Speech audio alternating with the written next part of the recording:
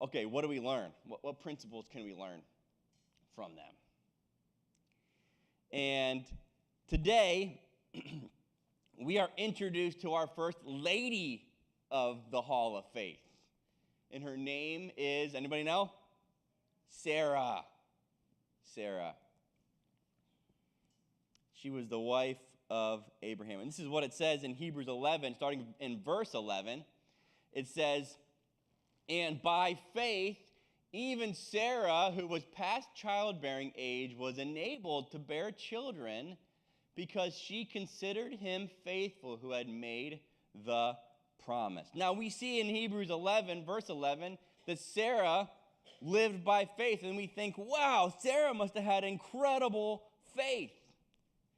She must have, she's the first female on this list, and there's a few others, commended for her faith. Sarah, wow. But what we know about Sarah's story is that it wasn't always that way.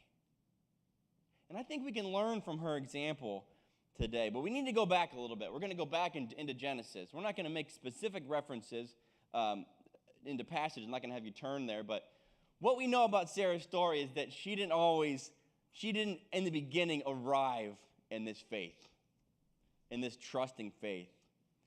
And I believe we can learn from Sarah's refining process this morning. We can gain from hearing her story. And hopefully we can gain some encouragement and hope for our own situation in life. But the first thing we learn from Sarah is that trusting faith takes time to develop.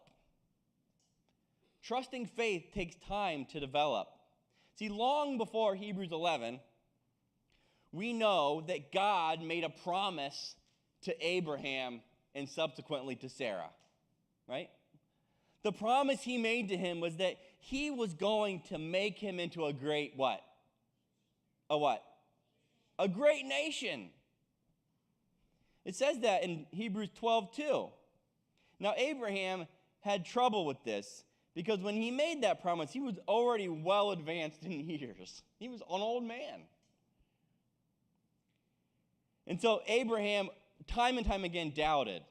It says in chapter 15, he actually said, "You've given me no kids, God. You haven't given me any kids. How am I supposed to be made into a great nation?"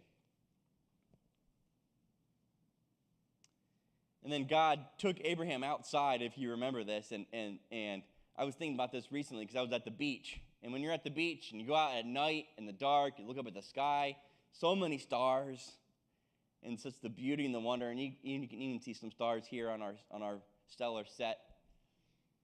But he brought Abraham outside and he said, "Abraham, I want you to look up at the stars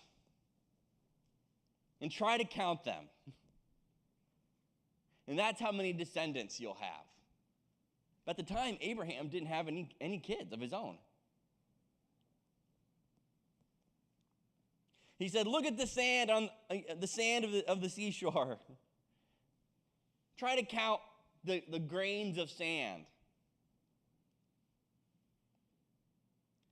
If you can count them, your offspring will be that number, will be as many as that." That's the promise. 5 times God made that promise to Abraham.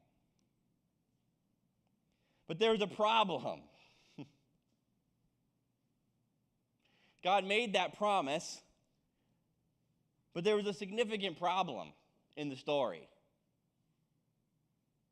And that happens sometimes. We know the promises of God.